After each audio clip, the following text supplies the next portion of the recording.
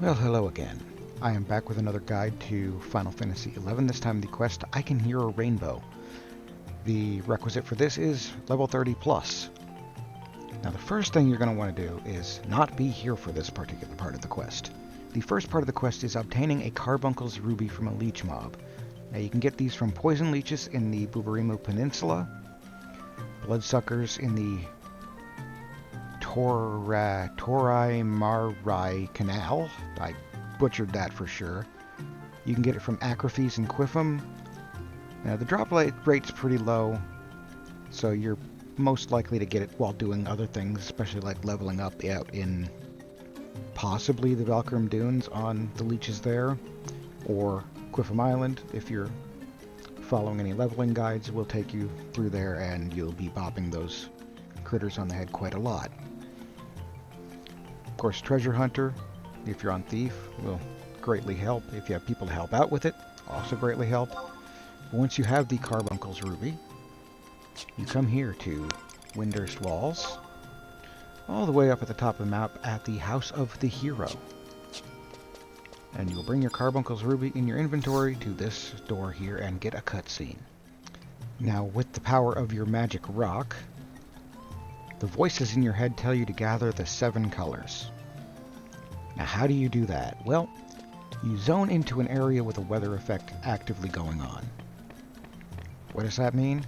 Well, orange is clear weather, which is any outdoor area that's not cloudy or overcast. Which I don't think we're going to be able to find very quickly here.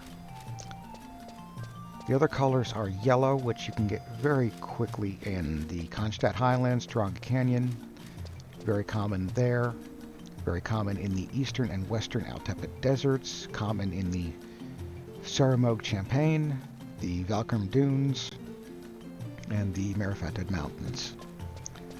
So these should be fairly easy to gather, except for one of them. Well, I'll just run through them. I just did yellow. Green is wind, which is common in the plateau, the Taronga Canyon, and the Buburimu Peninsula. And Cape Terrigan and the Valley of Sorrows. It's the snow icon I'm looking at? I think it's snowy. Extremely rare in the Batilia Downs, but extremely common in Zarkovar to the Bausidine Glacier. Blue is rainy, which is common in the Pashao Marshlands, very common in Pashao Marshlands, and common in the Lothian Plateau, Jugner Forest, Buburimu Peninsula, Carpenter's Landing, Yatunga and Yotor Jungles. Violet, which is Thunderstorm, which is very common in Pashao Marshlands, and Sanctuary of Zita, somewhat common in the Saramog Champaign. I have not really seen it there that much, but fairly common in the Jugner Forest and Kronstadt Highlands. The big sticking point is going to be the red color, which is rare everywhere. It's a heat wave, which is rare in the Valkyrim Dunes, rare in the eastern and western Altepa deserts, rare in Cape Terrigan and the Valley of Sorrows, rare in Yatunga and Yotor Jungle, fairly rare anyway, very rare in the Marifatid Mountains, and extremely rare in the Rolandberry Fields. These are going to be difficult. This quest can take a while, so I'm just going to head to an area that I know should have weather, so you can see the weather cutscene. It will occur as soon as you zone in, pretty much, but you can just kind of hang out at the entrance to any zone and wait for... Really? Okay. You can hang out at the entrance or exit to any zone and wait for weather, if you so desire. The one time this place isn't rainy. The one time. Alright, let us try again. Aha! Second time's the charm. Eventually. The cutscene for Violet Light. And now, over probably what will be a longer time, I will collect the different colors and be back with the rest of this quest. Now, a few things I neglected to mention before were these important things. Now, if you're looking for certain types of weather, it's easier during certain times of the Vanadil year, which you can select current time, and it will show you when it is in the year. It's the 8th month, 4th day of the... yeah. You see it right there in the text log. I'll bring it up again. If you turn it on, if you hit it once, you lose your actual timer on the screen underneath your radar thing. So you might want to hit it twice to bring it back. But as you can see, yes, it is now, let's see, it is now the month of August in-game, so that should make finding the heatwave weather a little bit easier. Another thing that might make it easier are the weather reporters. Now, editing me might have this up on the screen. There's a lot of them, so I might just truncate it a little bit for this specific type because it is the hardest weather to find. It is the last weather that I currently need. Like right here, we can see what the weather is going to be like for the next 3 days. Today, tomorrow, and the next day. Okay. As you can see, not quite what we're looking for. But if you were to camp out in Salvina here during the month of August in-game, it is more likely that you will see the heat waves in the summer months. So you can just kind of camp out here and then zone into the desert or dunes when the heatwave weather shows up for Summoner. Like I said, this is probably the most time-consuming of the job quests and the biggest pain in the behind.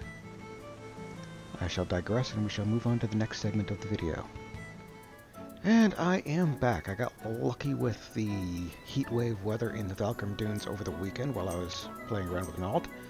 Just in case I need to record things that have not recorded or that just vanish on me. Also, if I sound different, I'm using a different recording software, and because the last one just decided to die on me. So once you have your final cutscene for the Summoner quest, you'll know because your Carbuncle's ruby will explode. You want to come here.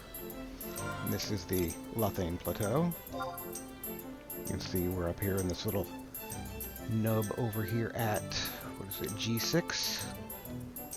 Back behind the pond. You can get here easy from West Ronfire just by heading down the slopes by the canyon to my left, or you can come in from Jugner Forest and just kind of head through the little foresty area between the hills towards the lake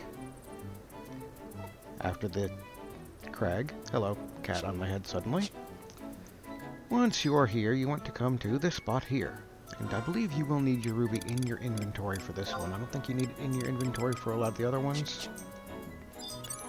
We just want to dismount. Hopefully that's what I did. There's a cat in my way. It's hard to see. And you'll get this comment if you check. So you want to just trade it on in. Boom, boom, boom. You can see I just got the key item for the job gesture. And you'll have a cutscene again. So once you've had your cutscene, you can now become a summoner. Congratulations. And you get a spiffy new job emote. Yay, dyslexia. Yay for that. So, yes, it's super cute. Plus, you also allegedly get to see a rainbow over the Lothane Plateau. I say allegedly because I think I've seen it maybe once in my tenure playing Final Fantasy XI. But you have to be here the next day, and it cannot be doing this. So I'm just going to kind of digress and move on to the next guide. That is actually all for vanilla Final Fantasy XI jobs. The next 3 will be from the Rise of the Zillart expansion. And they don't really have any prerequisites except for the one, which is maybe. But I'll get to that when I do the guide. So that is all for this one. I shall see you in the next one. If you are so inclined, do the things like comment, subscribe, Patreon if you feel generous. If not, oh well. Either way, I'll see you in the next video. Until then, happy gaming.